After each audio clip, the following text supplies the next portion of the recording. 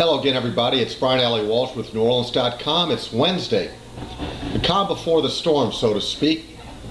Saints worked in the morning into the afternoon, and really no surprises. In fact, excuse me, just a couple disappointments, only because we were led to believe that we might see Reggie Bush work on a limited basis today.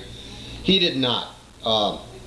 He was out there. He was out of practice, and he worked a little bit on the Stairmaster and the stationary bike and did some sideline drills and what have you.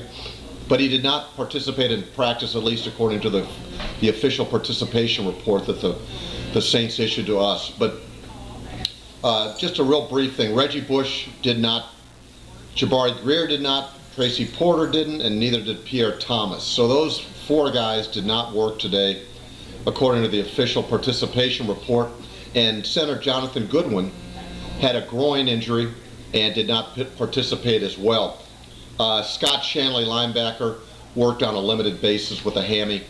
And, again, I'm not going to say whether or not he's going to play against the Steelers on Sunday night, because every time we give the idea that Shanley might play, it doesn't work. So we'll just wait till we get closer to the end of the work week.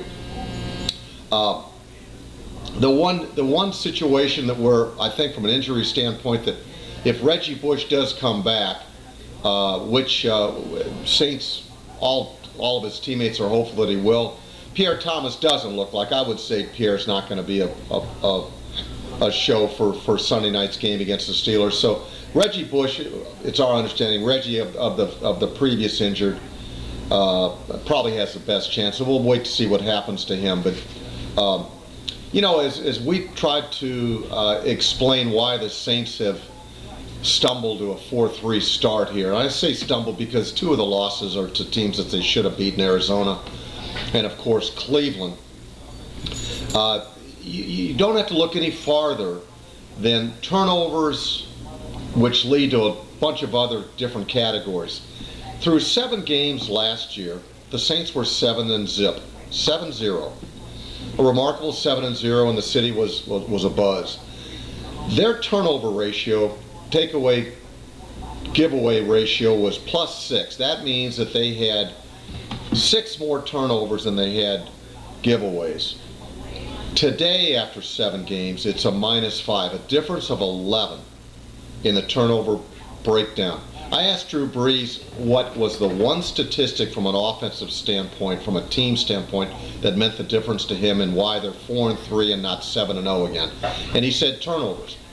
But in addition to those turnovers, and surprisingly, the defense is ranked 3rd in the NFL when it comes to yards allowed. 3rd. This is the same defense, or a defense that was ranked 25th going into the postseason last year and ended up winning the Super Bowl. So just to tell you how statistics lie, don't tell the whole truth.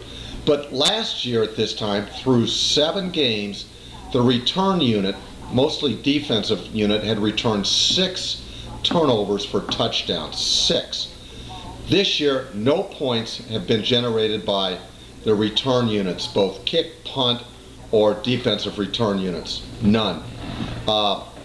And that's huge, and not only in just points scored, but in where you turn the ball over to your offense. Last year, after 7 games, the offense was, or the team was averaging 39 points a game, which is unheard of. 39 points a game. 7 games into this season, they're averaging 21 points. That's 18-point difference. So, you want to look as to why they're struggling and off to a 4-3 start and have stumbled against 2 teams they should have beaten. Points, turnovers, certainly. From a defensive standpoint, this team has played extremely well. They just are not getting turnovers, and that's a big part of this Greg Williams coached unit. You know, they pride themselves on stripping the ball, getting the ball away from the other team's offense, and it just hasn't happened. They've recovered 5 fumbles. 3 have come on special teams. So only 2 fumble recoveries by the defense. And I believe it's 4 pickoffs, okay?